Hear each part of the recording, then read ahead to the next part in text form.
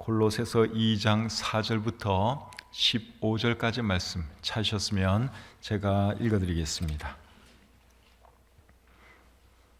내가 이것을 말함은 아무도 교묘한 말로 너희를 속이지 못하게 하려 함이니 이는 내가 육신으로는 떠나 있으나 심령으로는 너희와 함께 있어 너희가 질서 있게 행함과 그리스도를 믿는 너희 믿음이 굳건한 것을 기쁘게 봄이라. 그러므로 너희가 그리스도 예수를 주로 받았으니 그 안에서 행하되 그 안에 뿌리를 박으며 세움을 받아 교훈을 받은 대로 믿음에 굳게 서서 감사함을 넘치게 하라. 누가 철학과 헛된 속임수로 너희를 사로잡을까 주의하라. 이것은 사람의 전통과 세상의 초등학문을 따름이요 그리스도를 따름이 아니니라. 그 안에는 신성의 모든 충만이 육체로 거하시고 너희도 그 안에서 충만하여졌으니 그는 모든 통치자와 권세의 머리시라. 또 그 안에서 너희가 손으로 하지 아니한 할례를 받았으니 곧 육의 몸을 벗는 것이요 그리스도의 할례니라. 너희가 침례로 그리스도와 함께 장사되고 또 죽은 자들 가운데서 그를 일으키신 하나님의 역사를 믿음으로 말미암아 그 안에서 함께 일으키심을 받았느니라. 또 범죄와 육체의 무할례로 죽었던 너희를 하나님이 그와 함께 살리시고 우리의 모든 죄를 사하시고 우리를 거스르고 불리하게 하는 법조문으로 쓴 증서를 지우시고 제하여 버리사 십자가에 못 박으시고 통치자들과 권세들을 무력화하여 드러내어 구경거리로 삼으시고 십자가로 그들을 이기셨느니라. 아멘. 잠시 기도하겠습니다. 하나님, 저들에게 구원의 은혜를 베풀어 주시고 매 주일마다 또 이곳에서 우리 하나님을 예배할 수 있도록 해주시니 참 감사합니다. 오늘도 주님의 귀한 이 날을 기억하고 우리 사랑하는 성도님들 이곳에 오게 해주신 것 참 감사합니다. 예배드리는 우리 사랑하는 성도님들의 마음을 하나님 붙들어 주시고 주장해 주시고 참 하나님만 영광 받으시고 또 예배드리는 우리 성도님들에게는 큰 은혜가 넘치는 그런 시간 되게 해 주시옵소서. 코로나로 인하여 또 여러 가지 사정 때문에 함께하지 못한 집에서 온라인으로 예배드리는 분들도 계십니다. 동일한 은혜를 그분들에게도 하나님 베풀어 주시옵소서. 모든 시종을 주님께 의탁하오며 예수님의 이름으로 기도드립니다. 아멘. 자리에 앉겠습니다. 오늘은 골로새서 2장 4절부터 15절까지의 말씀을 본문으로 해서 그분 안에서 행하라 이런 제목으로 하나님 말씀 전하기를 원합니다. 오늘 읽은 이 본문 6절에 보시면 이런 말씀이 있습니다. 그러므로 너희가 그리스도 예수를 주로 받았으니 그 안에서 행하되 그 안에서 행하라 그렇게 말씀을 하고 있는데 그 안에서 행하라 하는 이 말씀의 의미는 그분 안에서 생활하라, 그분과 동행하는 삶을 살라, 그분과 함께 살아가라 그러한 뜻이죠. 그분은 물론 예수님을 말하는 것입니다. 예수님과 함께 살아가려면 어떻게 할까요? 7절에 거기에 대한 설명이 또 나옵니다. 그 안에 뿌리를 박으며 세움을 받아 교훈을 받은 대로 믿음에 굳게 서서 감사함을 넘치게 하라. 자, 예수님과 함께 잘 살아가려면 어떻게 해야 되느냐? 첫째는 그분 안에 뿌리를 박아야 한다고 말씀하고 있죠. 나무가 잘 자라려면 뿌리가 땅에 잘 박혀 있어야 합니다.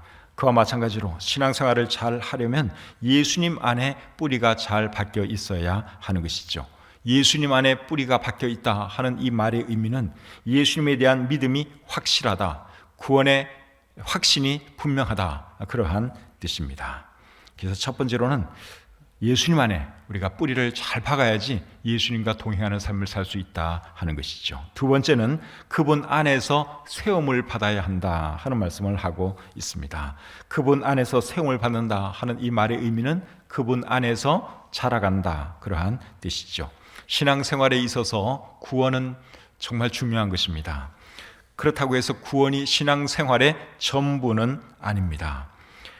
신앙생활에 있어서 구원은 가장 중요하고 또 가장 기본이 되는 것이지만 이제 그 위에 우리가 계속 쌓아 올려야 하는 것이죠. 그것이 자라는 것이라고 할 수 있습니다. 아기가 태어났으면 태어난 것으로 끝나는 것이 아니죠. 그 아기가 건강하게 계속 자라야 하는 것입니다. 집을 짓기 위해서 기초를 놓았으면 기초 놓은 것으로 만족하는 사람 아무도 없습니다. 그 기초 위에 집을 계속 지어 나가죠. 신앙생활도 마찬가지입니다. 구원받았으면 예수님 안에서 자라가야 하는 것입니다. 세움을 받아야 하는 것이죠. 세 번째로 신앙생활을 잘 하려면 또 가르침을 받은 대로 믿음 안에 굳게 서 있어야 한다 하는 것을 말씀하고 있습니다. 7절 말씀을 제가 다시 한번 읽겠습니다.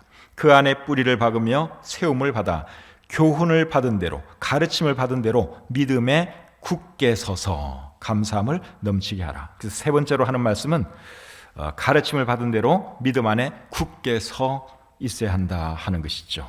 믿음 안에 굳게 서 있는다 하는 이 말은 믿음이 흔들리지 않는다 그 말이죠. 신앙생활을 하다 보면 믿음이 흔들릴 때가 있습니다. 사탄이 우리의 믿음을 사정없이 흔들 때가 있습니다. 그럴 때도 흔들리면 안 됩니다. 고린도전서 15장 58절에 보시면 이런 말씀이 있죠. 고린도전서 15장 58절입니다. 그러므로 내 사랑하는 형제들아 견실하며 흔들리지 말고 주의 일에 더욱 힘쓰는 자들이 되라. 여기 보니까 흔들리지 말라 그랬습니다. 흔들리지 말고 항상 주의 일에 더욱 힘쓰는 자들이 되라.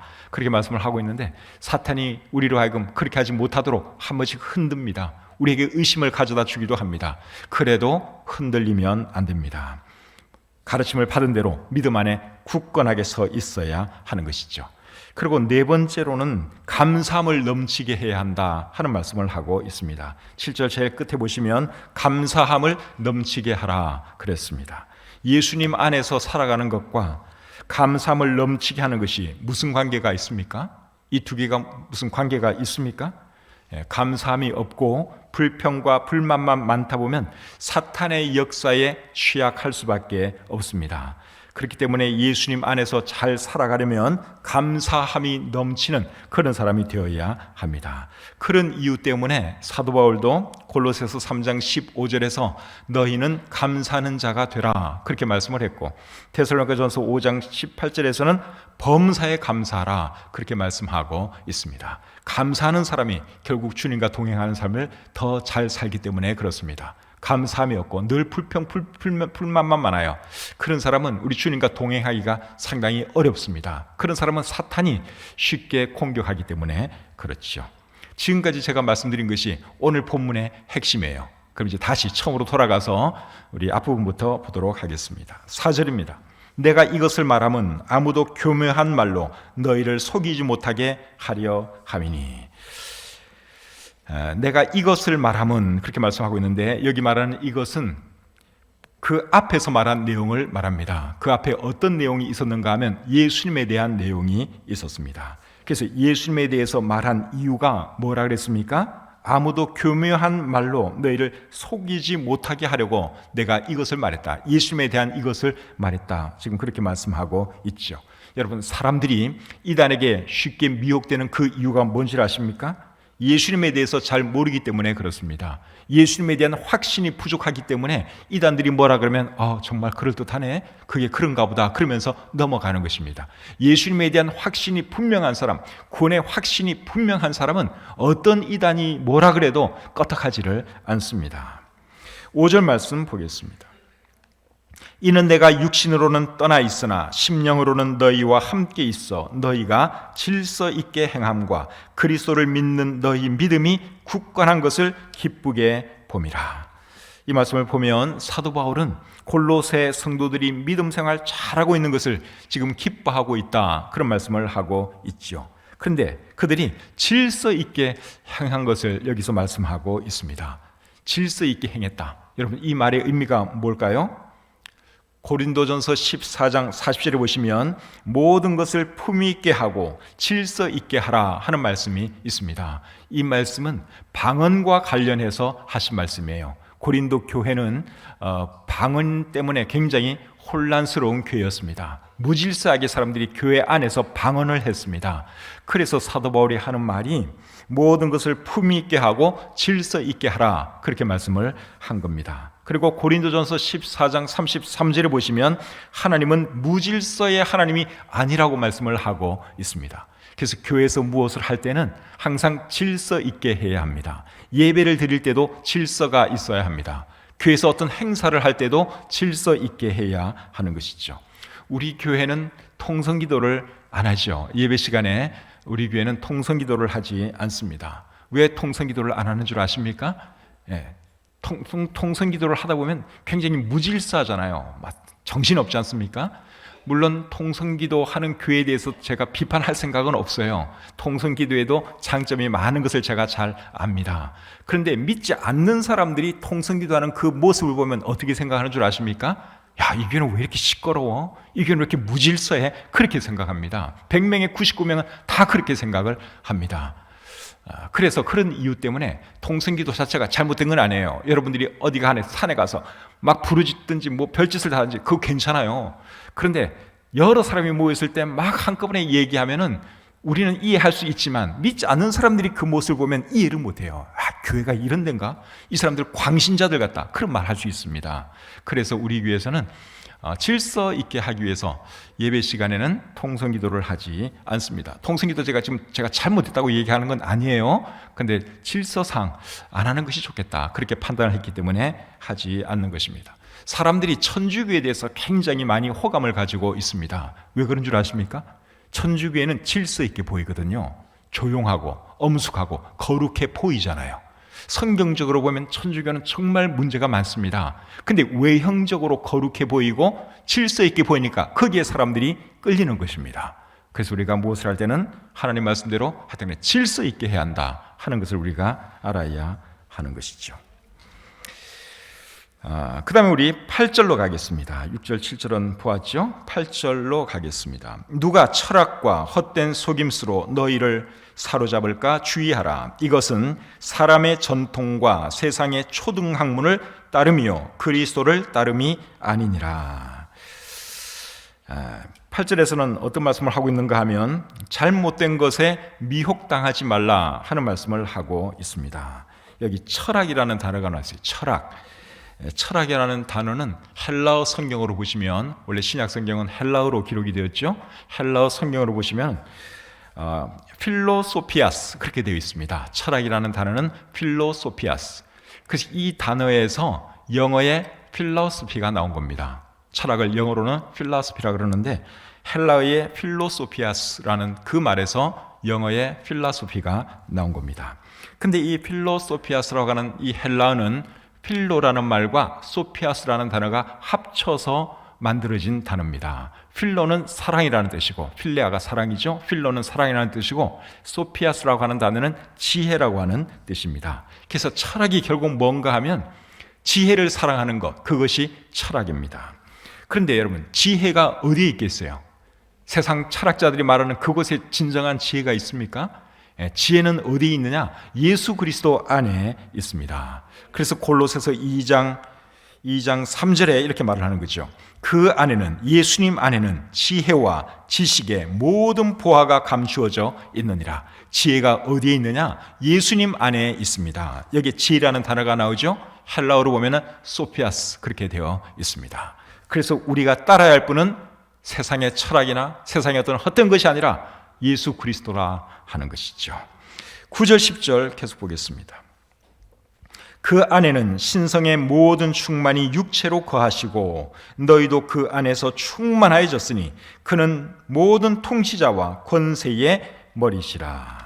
자, 이번에는 예수님에 대한 말씀을 하고 있는데 예수님에 대해서 세 가지를 말씀하고 있죠. 첫째는 예수님 안에는 신성의 모든 충만이 육체로 거한다 하는 말씀을 하고 있습니다.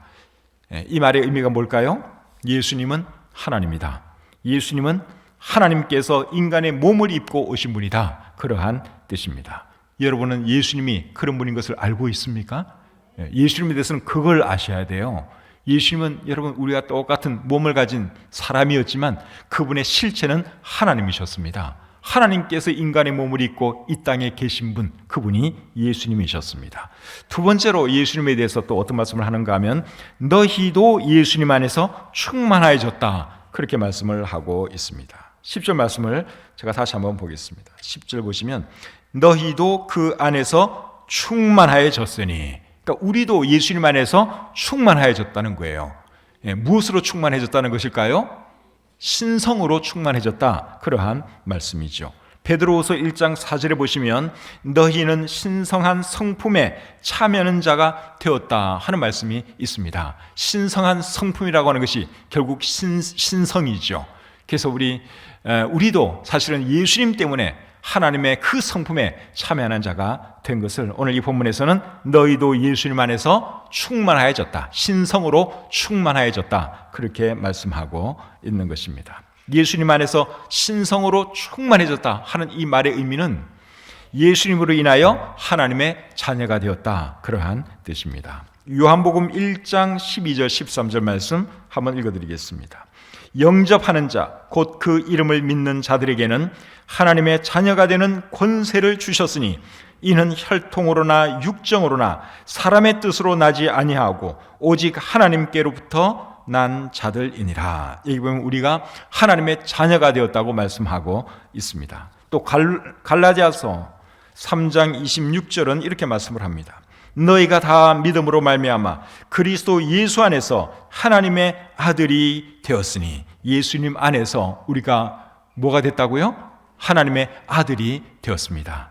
그 말씀을 오늘 이 본문에서는 너희도 예수님 안에서 충만하여졌다, 그렇게 말씀하고 있는 것이죠. 그래서 예수님 안에서 신성으로 충만해졌다는 이 말은 우리가 하나님의 자녀가 되었다, 그러한 뜻입니다.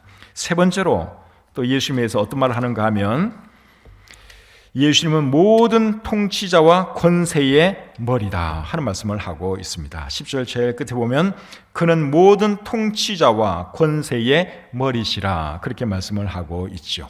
여기서 말하는 통치자와 권세는 세상의 통치자, 세상의 권세자들을 말하는 것이 아니라 악한 천사들을 말하는 것입니다. 15절을 보면 알 수 있습니다. 15절 통치자들과 권세들을 무력화하여 드러내어 구경거리로 삼으시고 십자가로 그들을 이기셨느니라. 여기 보니까 통치자들과 권세들을 십자가로 이겼다, 그렇게 말씀을 하고 있는데 여기 말하는 통치자와 권세들은 악한 영들을 말하는 것입니다. 그런데 악한 천사들도 여러분 타락하기 전에는 좋은 천사들이었어요. 그리고 그들도 누가 지었을까요? 그들도 하나님이 지었고 예수님이 지었습니다. 골로새서 1장 16절 하반절에 보시면 왕권들이나 주권들이나 통치자들이나 권세들이나 만물이 다 그로 말미암고 그를 위하여 창조되었다, 그렇게 말씀을 하고 있죠. 그래서 악한 영들도 원래는 좋은 천사들이었는데 누가 창조했느냐? 예수님이 창조하셨습니다. 자, 11절 말씀 계속 보겠습니다. 또 그 안에서 너희가 손으로 하지 아니한 할례를 받았으니 곧 육의 몸을 벗는 것이요 그리스도의 할례니라. 11절은 할례에 대해서 말씀을 하고 있습니다. 오늘 이 본문은 여러 가지에 대해서 많은 말씀을 하고 있어요. 근데 11절은 할례에 대해서 말씀을 하고 있는데 할례에 대해서 어떤 말씀을 하는가 하면 너희는 그리스도의 할례를 받았다, 그런 말씀을 하고 있습니다. 그리스도의 할례라는 단어가 11절에 나오는 거 눈에 보이죠? 이 그리스도의 할례를 뭘 그리스도의 할례라고 표현하고 있는가 하면 육의 몸을 벗는 것을 그리스도의 할례, 그렇게 표현하고 있습니다. 11절 말씀을 제가 다시 읽어보겠습니다. 성경을 잘 이해하기 위해서는 자꾸만 읽어야 됩니다. 자꾸만 읽다 보면 그 의미가 파악이 됩니다. 또 그 안에서 너희가 손으로 하지 아니한 할례를 받았으니 곧 육의 몸을 벗는 것이요 그리스도의 할례니라. 그러니까 그리스도의 할례가 곧 뭐라는 것입니까? 육의 몸을 벗는 것이 그리스도의 할례다, 그 말이죠. 그러면 육의 몸을 벗는 것은 무슨 뜻일까요? 육의 몸을 벗는 것, 여기서 육의 몸을 벗는 것은 죄 사함 받는 것을 의미합니다. 신명기 10장 16절에 보시면 너희는 마음의 할례를 행하고 다시는 목을 곧게 하지 말라, 그렇게 말씀을 하고 있고 예레미야 4장 4절에 보시면 너희는 스스로 할례를 행하여 너희 마음 가죽을 베고 나 여호와께 속하라, 그렇게 말씀하고 있습니다. 여러분, 마음의 할례를 행하라, 하는 이런 표현이나 또 마음 가죽을 베라 하는 이 말씀의 의미는 뭐겠습니까? 마음에 있는 죄를 버리라, 그러한 뜻입니다. 그래서 우리 그리스도인은 예수님으로 인해 죄사함 받은 사람들이죠. 그래서 예수님으로 인해서 죄사함 받은 그것을 오늘 이 본문에서는 그리스도의 할례 받은 것으로 그렇게 표현하고 있습니다. 이해가 되죠? 예, 그리스도의 할례가 뭐냐? 예, 죄사함 받은 것, 그것을 오늘 이 본문에서는 그리스도의 할례 그렇게 표현하고 있습니다. 12절 계속 보겠습니다. 너희가 침례로 그리스도와 함께 장사되고 또 죽은 자들 가운데서 그를 일으키신 하나님의 역사를 믿음으로 말미암아 그 안에서 함께 일으키심을 받았느니라. 12절은 무엇에 대해서 말씀하고 있습니까? 침례에 대해서 말씀을 하고 있죠. 11절은 할례에 대해서 말씀을 하고 있고 12절은 침례에 대해서 말씀을 하고 있습니다. 침례가 뭡니까? 침례는 그리스도와 함께 장사되고 그리스도와 함께 다시 살아난 것을 상징하는 의식이지요. 그런데 12절 말씀을 잘 보시면 침례를 상징이라고 말하지 않고 실제로 그리스도와 함께 장사되었다가 살아나는 의식으로 말하는 것처럼 보입니다. 12절 말씀을 다시 보겠습니다. 너희가 침례로 그리스도와 함께 장사되고 또 죽은 자들 가운데서 그를 일으키신 하나님의 역사를 믿음으로 말미암아 그 안에서 함께 일으키심을 받았느니라, 그렇게 말씀을 하고 있죠.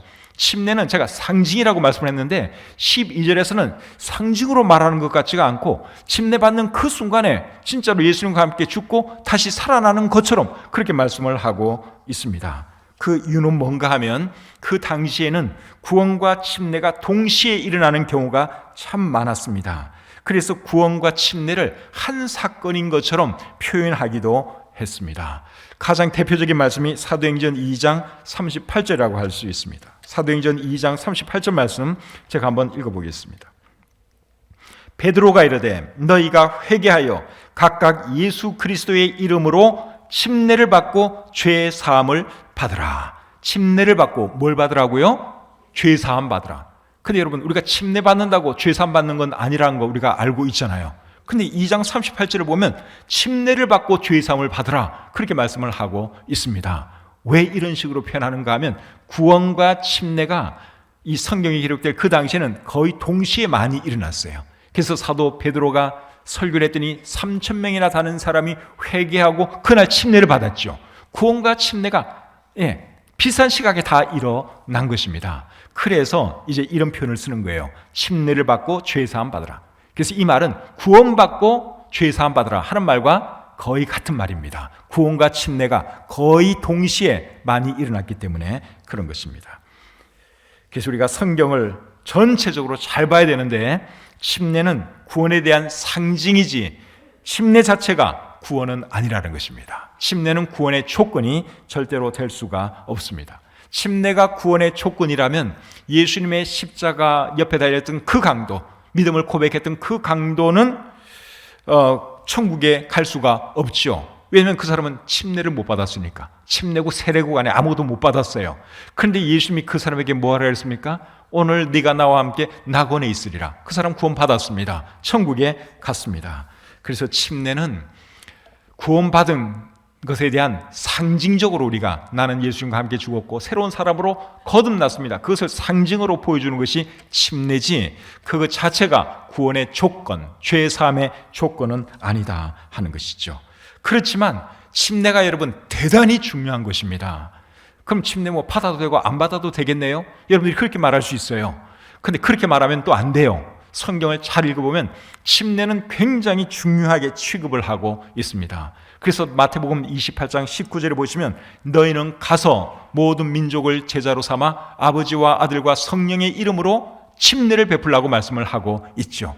제자 삼는 것은 구원받게 하는 것을 말하는 것이고 그 다음에 구원받게 했으면 그 다음에 바로 뭘 해야 하는 것입니까? 침례를 주라고 말씀하고 있습니다. 침례가 중요하지 않다면 예수님이 굳이 침례를 언급할 필요가 없겠지요. 그런데 예수님께서 지상명령을 우리에게 주시면서 침례까지 베풀라고 그렇게 말씀을 하셨습니다. 십자가 옆에 강도처럼 어쩔 수 없는 상황에서는 정말 어쩔 수 없어요. 그러나 받을 수 있는 상황이라면 침례는 반드시 받아야 합니다. 여러분 중에 아직 침례받지 않은 분이 계시면 꼭 침례 순종하시기를 바랍니다. 지금 코로나 때문에 우리가 침례식을 오랫동안 못 가졌는데 코로나 좀 잠잠해지고 하면 우리가 침례식 할 거예요. 그때 침례받지 못한 분 계시면 꼭 침례 받으시기를 바랍니다. 그러면 여러분, 침례와 세례는 차이가 있는데 어떤 차이가 있는 줄 아십니까? 물론 이름부터가 다르죠. 침례, 세례 이름부터가 다르고, 그리고 방식도 다릅니다. 세례는 머리에 물 이렇게 뿌리는 식으로 세례를 베풀고, 침례는 물속에 완전히 잠궜다가 꺼내줍니다. 방식이 다릅니다. 그리고 의미도 다릅니다. 세례와 침례의 의미가 다릅니다. 침례의 의미는 뭐라 그랬죠? 예수님과 함께 죽고 다시 살아나는 것을 의미하죠. 거기에 대한 상징입니다. 그런데 세례는 뭘 상징하는가 하면 죄 씻는 것을 상징합니다. 그래서 세례라 그러는 거예요. 씻을 세자입니다. 죄 씻는 것을 상징하는 것이 세례의식이에요. 사도행전 2장 38절 말씀, 아까 우리가 읽었던 말씀인데, 침례를 받고 죄의 사함을 받으라, 그렇게 말씀을 하고 있죠. 그래서 이제 이런 말씀 때문에 침례, 그분들은 세례라 그러는데 세례는 죄 씻는 것이로구나, 그렇게 생각을 해요. 그래서 죄 씻는 것을 상징적으로 나타내는 의식이 세례라고 그들은 그렇게 믿습니다. 근데 여러분, 성경을 잘 이렇게 보면은 그 형식에 있어서도 사실은 침례가 맞고, 그리고 그 의미도 침례가 맞습니다. 침례할 때 침자는 잠길 침자예요. 물속에 집어넣는 그 의미입니다. 세례는 씻는다, 죄를 씻는 개념이고. 근데 성경을 잘 보시면 오늘 본문 12절 말씀만 하더라도 침례의 그 개념이 무엇입니까? 그리스도와 함께 장사되고 또 새롭게 살아나는 그것을 의미합니다. 로마서 6장 3절 4절을 봐도 침례의 의미는 예수님과 함께 죽고 다시 사는 것을 의미합니다. 그래서 침례가 성경적이다 하는 것을 여러분들이 잘 이해할 수 있기를 바랍니다. 13절부터 15절 보겠습니다. 13절부터 15절. 또 범죄와 육체의 무할례로 죽었던 너희를 하나님이 그와 함께 살리시고 우리의 모든 죄를 사하시고 우리를 거스르고 불리하게 하는 법조문으로 쓴 증서를 지우시고 제하여 버리사 십자가에 못 박으시고 통치자들과 권세들을 무력화하여 드러내어 구경거리로 삼으시고 십자가로 그들을 이기셨느니라. 자, 방금 읽은 이 말씀은 하나님께서 우리를 위해서 하신 일을 설명하고 있습니다. 하나님께서 우리를 위해서 어떤 일을 하셨는가 하면 네 가지를 하셨다고 말씀하고 있어요. 첫째는 우리를 그리스도와 함께 살리셨다고 말씀하고 있습니다. 과거에 우리는 영적으로 죽어있던 사람들입니다. 그런데 우리가 예수 그리스도를 주님으로 고백하고 우리의 주님으로 모셔드리는 그 순간 영으로 죽어있던 우리를 하나님께서 살려주셨어요. 새로운 생명이 되게 해 주셨습니다. 두 번째는 우리의 모든 죄를 용서해 주셨다고 말씀하고 있습니다. 하나님께서 우리의 모든 죄를 다 용서해 주셨어요. 그럼 우리에게 죄가 있는 겁니까? 없는 겁니까? 용서해 주셨으면 죄가 없지요. 근데 실제로는 솔직하게 우리에게 죄가 있습니까? 없습니까? 있죠. 예. 우리 수요일날 요새 최정기 교수님이 오셔서 구원파에 대해서 강의를 해주고 있는데 그들의 문제 중에 하나가 칭의에 대해서 그들이 잘못 이해하고 있다 하는 말씀을 하셨어요. 하나님께서 우리의 모든 죄를 용서해 주셨다 하는 그것을 신학적인 용어로는 칭의라고 합니다. 의롭다고 칭해 주신 거예요. 실제로는 똑같아요. 죄성도 그대로 있고 생활적으로 짓는 죄도 여전히 져요. 그런데도 하나님께서 예수 그리스도의 그 공로를 보시고 우리를 의롭다, 이제부터 너 죄 없다, 그렇게 칭해 주셨습니다. 그렇기 때문에 구원받으리 사람들에게 접근할 때 구원 받으셨어요? 언제 구원 받으셨어요? 그러면 당신 죄 없겠네요? 죄 있다 그러면 그럼 당신 못 받은 거예요. 이제 이렇게 되는 거거든요. 근데 여러분, 죄 없다 그러면 요한 1서 1장 8절과 10절을 보시면 하나님을 거짓말쟁이로 만든다 그랬거든요. 그러니까 우리가 사실은 죄 있어요. 구원받아도 죄 있어요. 죄 짓잖아요. 솔직히 말하면. 그럼에도 불구하고 하나님이 우리의 죄를 다 용서해 주셨고 문제 삼지 않는다 이것입니다. 근데 이제 구원받은 사람들은 죄 있다 그러면 구원 못 받은 거라고 그렇게 그걸 말을 하는데, 그 사람들은 요한 1서 1장 8절과 10절 말씀을 정말 깊이 잘 읽어봐야 됩니다. 1장 8절 제가 한번 읽어볼까요? 만일 우리가 죄 없다고 말하면 스스로 속이고 또 진리가 우리 속에 있지 아니할 것이요. 10절은 만일 우리가 범죄하지 아니하였다 하면 하나님을 거짓말하는 이로 만드는 것이니. 이해가 되셨죠? 예, 하나님께서 우리가 여전히 부족하고 여전히 추악한 죄인이지만 예수 그리스도께서 우리의 모든 죄값을 지불하셨기 때문에 이제 더 이상 너 죄 없다, 그렇게 선언을 해 주신 것입니다. 그것을 신학적으로 뭐라 그런다고요? 칭의라 그러죠. 그 다음에 세 번째로 우리 하나님께서 우리를 어떻게 해주셨는가 하면 우리에게 불리한 증서를 지우시고 제하여 버리사 십자가에 못 박으셨다고 말씀하고 있습니다. 표준 세번역 성경은 이렇게 번역하고 있습니다. 하나님께서는 우리에게 불리한 조문들이 들어있는 빚 문서를 지워버리시고 그것을 십자가에 못 박아 우리 가운데서 없애버리셨습니다. 우리에게 불리한 모든 문서들 하나님께서 다 불태워 없애버렸다, 십자가에 못 박아버렸다, 그렇게 말씀하고 있습니다. 그러니까 우리의 모든 죄값은 이미 다 지불된 것이죠. 그 다음에 네 번째로 하는 말씀은 악한 천사들을 무력화하셨고 십자가로 그들을 이기셨다 하는 말씀을 하고 있습니다. 15절 말씀을 우리말 성경은 이렇게 번역하고 있습니다. 또한 십자가로 권력들과 권세들을 무장해제시키시고 그들을 공개적인 구경거리가 되게 하셨습니다. 이렇게 해서 우리 하나님은 우리를 하나님의 자녀로 삼아 주셨습니다. 이것이 하나님의 은혜지요. 그러면 이제 우리는 어떻게 살아야겠습니까? 하나님께 감사하면서 우리의 주님 되시는 예수님과 동행하는 삶을 살아야 하겠죠. 그 말씀이 오늘 본문 6절, 7절 말씀이에요. 제가 제일 처음에 설명해 드렸던 그 말씀입니다. 그 말씀 읽고 마치겠습니다. 그러므로 너희가 그리스도 예수를 주로 받았으니 그 안에서 행하되 그 안에 뿌리를 박으며 세움을 받아 교훈을 받은 대로 믿음에 굳게 서서 감사함을 넘치게 하라. 늘 하나님의 은혜 감사하면서 또 주님과 동행하는 삶을 살아가시는 저와 여러분들이 다 되시기를 주님의 이름으로 축복합니다. 하나님 감사합니다. 추악한 죄인들이었지만 하나님께서 우리를 위해서 독생자 예수 그리스도를 보내주시고 또 우리의 모든 죄값을 지불해 주셔서 얼마나 감사한지요. 이제 우리가 하나님의 자녀가 되었고 또 의로운 사람이라 칭함을 받게 되었으니 우리 주님을 찬양합니다. 늘 하나님 은혜 감사하는 저들 되게 도와주시고 또 우리의 주님 되시는 예수님과 늘 동행하는 그런 삶 살아가도록 인도해 주시옵소서. 모든 것 감사드리며 예수님의 이름으로 기도드립니다. 아멘.